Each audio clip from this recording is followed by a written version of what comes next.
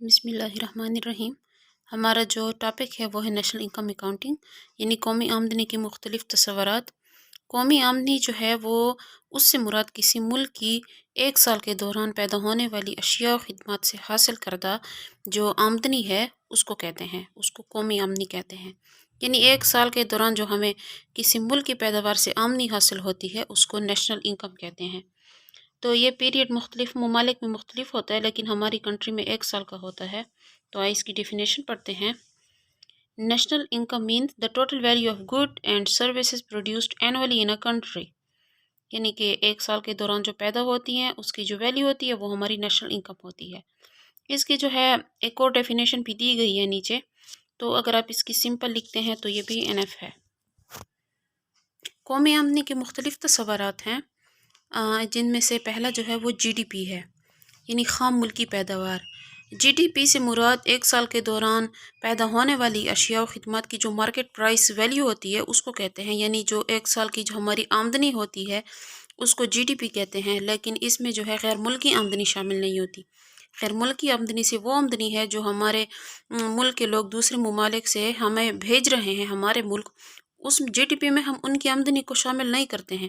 یہ جو ہے ہمارے ملک کی جو آمدنی ہوتی ہے، ہمارے ملک کی اشیاء و خدمات سے جو پیدا ہوتی ہے وہی ہے۔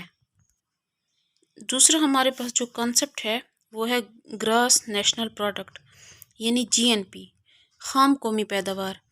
جی این پی اگر ہم جی ڈی پی میں غیر ملکی آمدنی کو ایڈ کر دیں تو وہ ہمارے پاس جی این پی بن جاتی ہے۔ بس دونوں میں یہی فرق ہے۔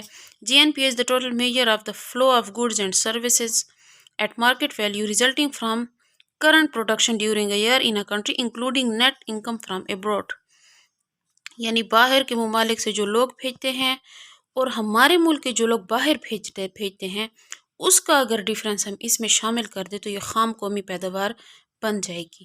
یعنی نیٹ انکم فرام abroad اگر ہم جی ڈی پی میں ایڈ کر دیں تو وہ جی این پی بن جاتی ہے۔ جی ڈی پی سے ہم مائنس کرتے ہیں، جی این پی میں ہم ایڈ کر دیتے ہیں۔ تیسرا ہمارے پاس کانسیپٹ ہے این این پی، خالص قومی پیداوار۔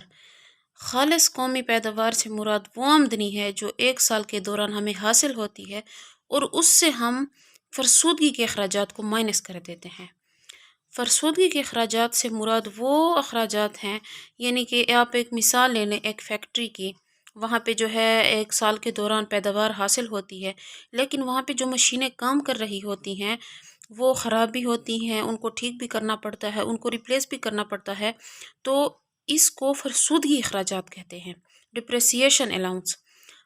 اس کو ہم اگر اپنی آمدنی سے مائنس کر دیں، کیونکہ یہ تو ہمارے اخراجات ہیں، تو جو ہمیں حاصل ہوتا ہے وہ ہماری خالص پیداوار ہوتی ہے۔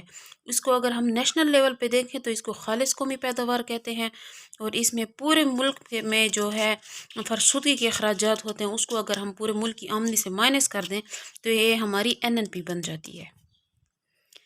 دوسرا ہمارے پاس جو کنسیپٹ ہے وہ ہے personal income. Personal income is the total income received by the individual of a country from all sources before payment of direct taxes in 1 year۔ یعنی ایک انسان ہے، مثال کے طور پہ وہ ایک بندہ ہے، وہ جو انکم لیتا ہے اس میں سے جب وہ اس کو کچھ ٹیکسز وغیرہ بھی ادا کرنے ہوتے ہیں، تو ٹیکسز کے ساتھ مطلب ٹیکسز ادا کرنے سے پہلے اس کو جو انکم حاصل ہوتی ہے وہ پرسنل انکم ہوتی ہے۔ اب مثال کے طور پہ آپ اگر آپ میں سے جو سرکاری ملازم ہوتا ہے اس کی جب سیلری آتی ہے مثال کے طور پہ 30,000، تو اس کو وہ پورے 30,000 حاصل نہیں ہوتے ہیں، بلکہ اس کو 27 یا 28,000 حاصل ہوتے ہیں، 2-3 ہزار اسے انکم ٹیکس کٹ جاتا ہے۔ تو یہ اس کی مطلب 30,000 آمدنی تو ہے، لیکن وہ ساری کی ساری تو استعمال نہیں کر سکتا کیونکہ اس میں سے انکم ٹیکس کٹ جاتا ہے۔ یعنی کہ جب پرسنل انکم میں ابھی جو ٹیکس شامل ہوتے ہیں اس کے ساتھ جو انکم ایک انڈیویجول کو ہوتی ہے وہ پرسنل انکم ہوتی ہے۔ اب ہمارے پاس آ گئی ہے ڈسپوزیبل انکم، یعنی کہ تمام ٹیکسز وغیرہ ادا کرنے کے بعد جو ہمیں انکم ملتی ہے ایک انڈیویجول کو، جس کو وہ خرچ کرنے کے لیے آزاد ہوتا ہے اور وہ ساری کی ساری اس کی ملکیت ہوتی ہے، تو اس کو ڈسپوزیبل انکم کہتے ہیں۔ یعنی کہ پرسنل انکم میں ٹیکسز شامل ہوتے ہیں، اس میں ٹیکس ادا کرنے کے بعد جو آمدنی حاصل ہوتی ہے وہ ڈسپوزیبل انکم ہوتی ہے۔